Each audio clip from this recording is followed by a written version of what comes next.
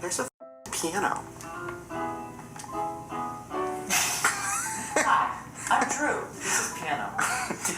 Oh, welcome to Psych IRL. My name is Donna. You know, I was just watching some old episodes of the Spooky Boys, and you know, since there was so much negativity in the last week, I thought we could show some appreciation for someone that's underrated, Drew Monson. My sister, who's behind the camera, is a fan. Yay! Now, this series is lesser known, but I see a lot of comments for Shane to go back to this type of format. So if this series was so successful and well-liked, why did it have to end?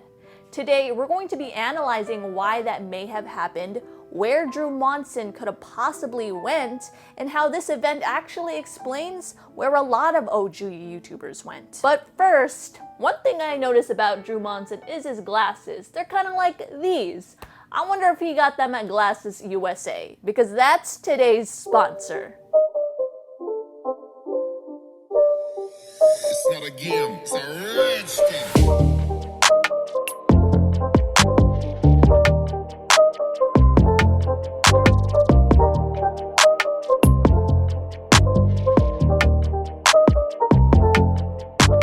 If you haven't noticed, I've been changing my glasses up every so often for every video, and all those pairs are from GlassesUSA.com. Not only do they offer regular pairs of glasses, but they offer blue light glasses designed to protect your eyes from harmful rays of blue light that are emitted by screens from any digital device. And brand name sunglasses, all at economical prices from the convenience of your home. How do they do this, you ask? Well, by cutting out the middleman. GlassesUSA.com offers prescription glasses at 70% off retail prices. All you do is go onto their website, choose from a wide variety of high quality frames and lenses, enter your prescription. If you don't know your prescription, they even have a prescription scanner that allows you to scan your current prescription from your old glasses. Then they send it straight to your home. If you're worried about not being able to see what you look like in the frames, with their virtual mirror you can snap a selfie and try out any frame you like. If you like any of my glasses featured in this video, check them out in the description below for a great offer and free shipping. I left you for so long, I'm sorry. I'll make my comeback now and tell my story of where I was. I hope no one was worried.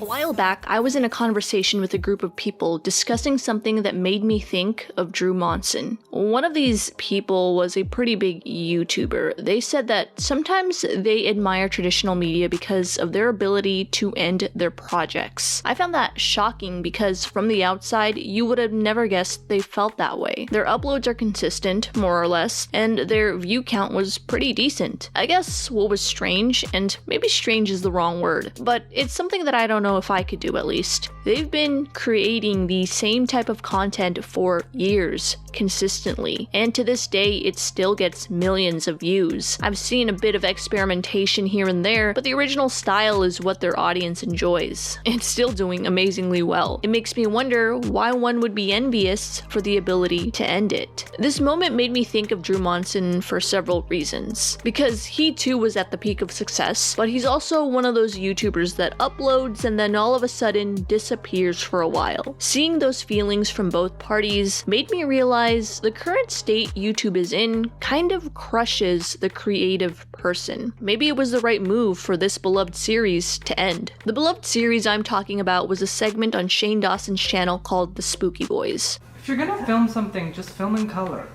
Although it's lesser known, I think it plays a big role in the success of the conspiracy palette. The Spooky Boys was actually more of a group than a series, and one member I think is extremely underrated is Drew. Drew is so underrated that when I asked you on Instagram what your thoughts about him were, you guys sounded like owls. If you also want to be an owl like everyone around here, follow me on Instagram and maybe I'll include you in the video.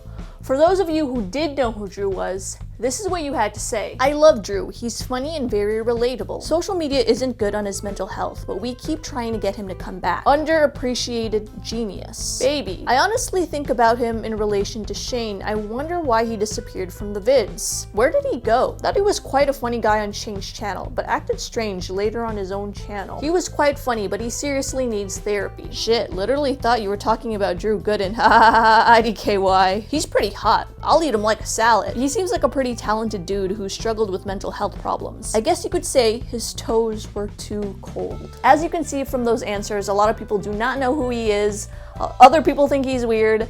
But I think he's underrated because indirectly he's helped a lot with the branding of the Conspiracy Palette. A big reason why I attribute some of the success of the Conspiracy Palette to the Spooky Boys is it served as a foundation for the palette's branding. Although some see Drew Monson as a side character, he was a big part of that. The Spooky Boys would explore a conspiracy theory or a horror topic and react to it in real life. Today we're going to be playing something called One Man Hide and Seek. Do you guys know what this is? No, but by the sound of it, this might be the best thing we've ever done. It sounds generic, but what made it special wasn't the idea of the segment, it was the personalities involved. In a sea of conspiracy theory topics on YouTube, this segment stood out. The norm for a conspiracy theory video on YouTube is a creator aggregating information from several sources and explaining their findings on camera, all while spooky music is playing in the background. No doubt that hard work goes into putting information into a digestible package for an audience, but when thousands of creators are doing the exact same thing, one must work harder to stand out. When it came to the Spooky Boys, Drew added an element that did just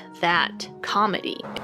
Oh my god, I'm scared, oh my god! It wasn't the typical reactionary comedy that YouTubers have either. You know, the one where they're put in a funny situation and we're laughing at that. No, that's too easy. Drew was being put in a non-funny situation and making that funny. Okay, no, I actually brought ghost hunting equipment, and they said like a multi-directional mic is the best thing, and this is the mic that I use, so we're going to be trying to record some spirit stuff in here. So I brought my computer and everything, of course. Okay. What other spirit things did I bring? Did you download a ghost software? Oh, I know what I brought. Not a lot of YouTubers can do that. What I really like about that mix is that it takes away from the corniness of conspiracy theory entertainment. And they say that in room 213, he stands over you and watches you sleep. Okay. You should set up the microphone on the bed, because that's where he is. That's nuts. Okay. Should we do a podcast? Stop. Like, how many times is someone going to call an overgrown bear or a guy in a costume Bigfoot? Drew was someone that pointed that kind of stuff out, and that appealed to skeptical people, like me at least. It's actually the perfect bridge from the comedy video Shane Dawson did to the more serious conspiracy theories he's popular for. And for that reason, I think Drew's role in the Spooky Boys was so vital in the foundation of the conspiracy theory branding. So if this type of content was in demand, and it did well, view-wise, the logical question would be, why did Drew stop appearing in the series? Because it went on without him for quite a bit. Personal issues, yes, that's the obvious answer, but I really want to dive deeper than that. That phrase doesn't explain how someone could be so consistent at uploading videos that don't make any money, and then stop that consistency once the videos do make money.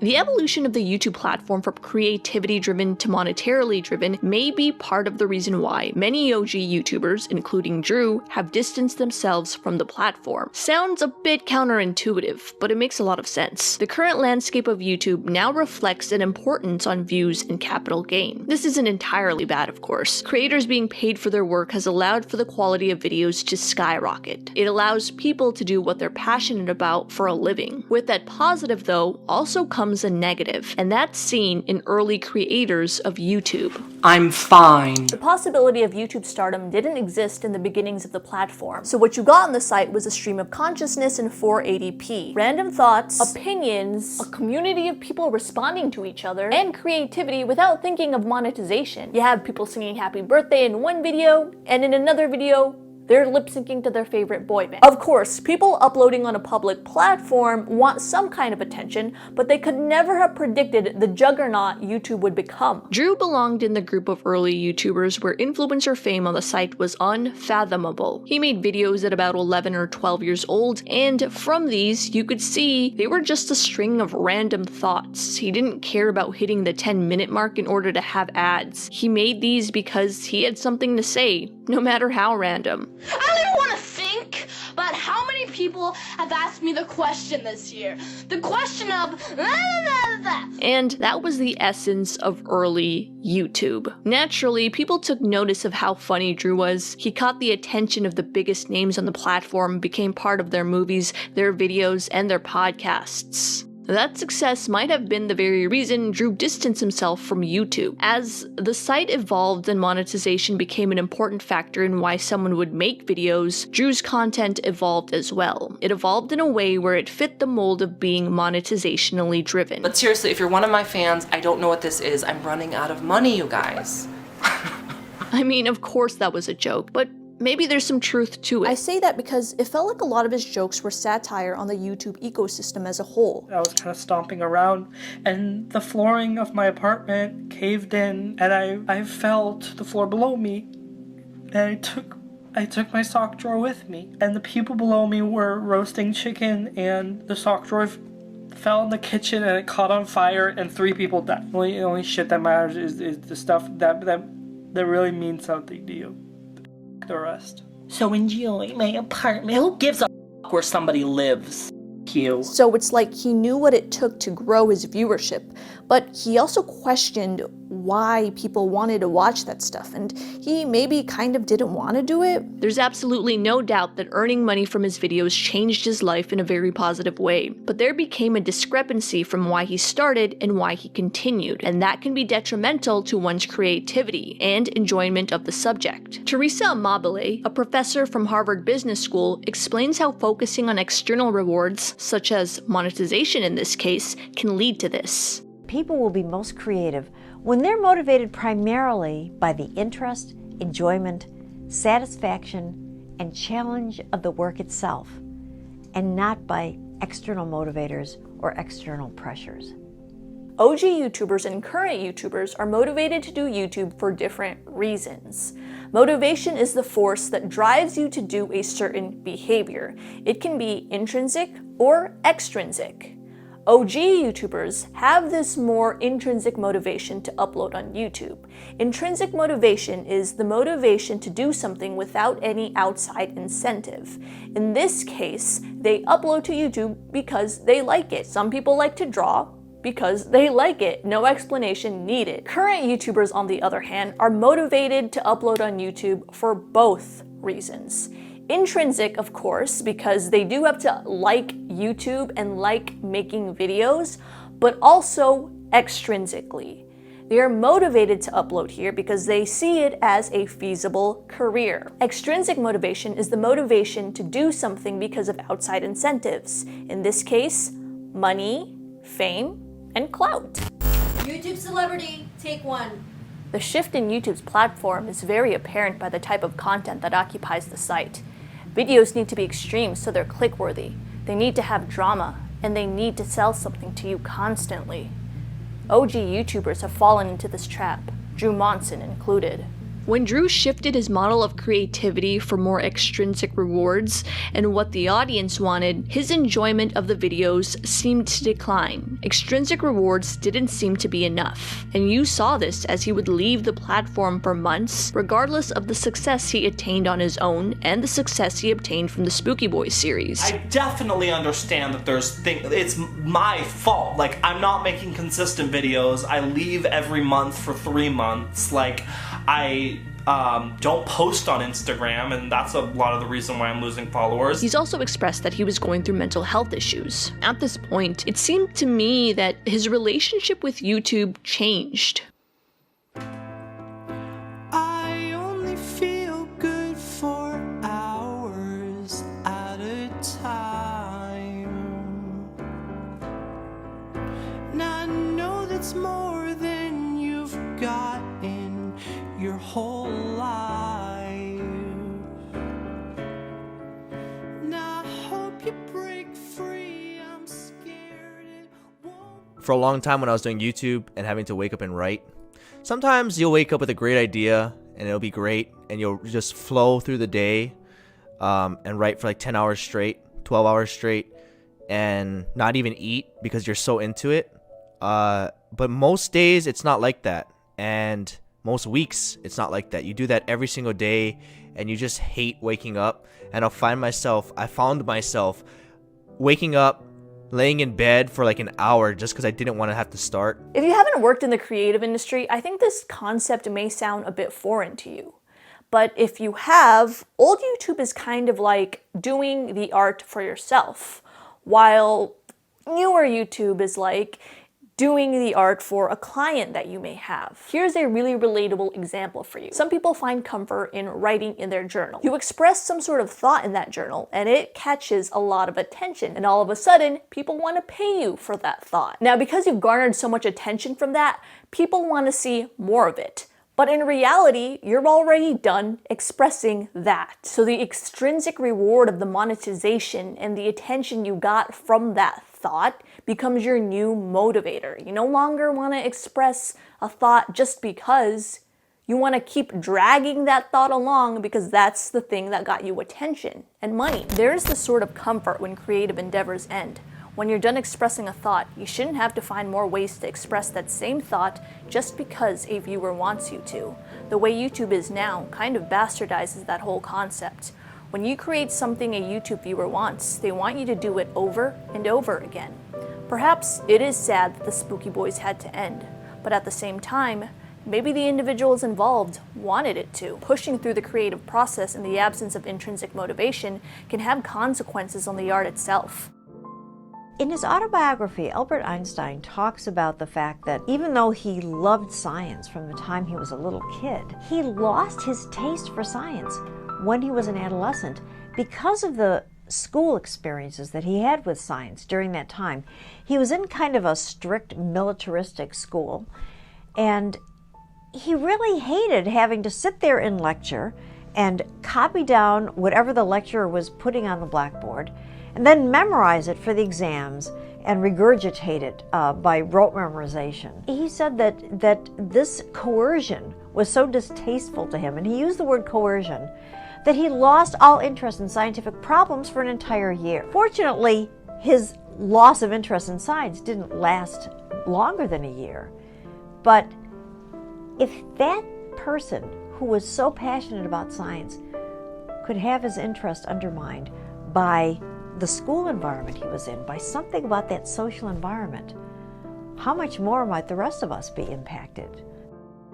Views and monetization are in no way bad, but there's no doubt it's changed the landscape of content, not just on YouTube, but on social media as a whole. These early days of the platform will most likely be the only time you're going to see this type of content. Content created for the sake of enjoyment. TikTok is often cited as having some semblance to early YouTube, and in a sense, that's true. You can tell people on there are having fun. But going viral and being famous is still a motivation for many on there. People are asking you to like their videos for absolutely no reason, doing dance trends and making niche channels. Long gone are the days when people post things because they're intrinsically motivated to do so. The potential of accumulating a following from any type of social media platform has been realized. The opportunity for that is too great to lose. But even if you seize it, it's easier to lose than you think. I think what really drives this theory for me is that Drew still uploads his creative stuff online. He does his music, and he has a secret YouTube channel that he's uploaded his music on a month ago. But his main channel, he hasn't uploaded in 4 months. And that makes me ask the question, how do you think YouTubers should end their career? That might sound a little weird, but like, do you expect them to upload forever? Or do you want something like they just stop uploading and they kind of fade away in the background? Or should it be like a TV show where they announce that this is going to be their final year and their last video is going to be a banger? That's the end of the video. If you liked any pairs of glasses in this video, click the link below and cop yourself a pair. I will see you guys next time. Stay psyched.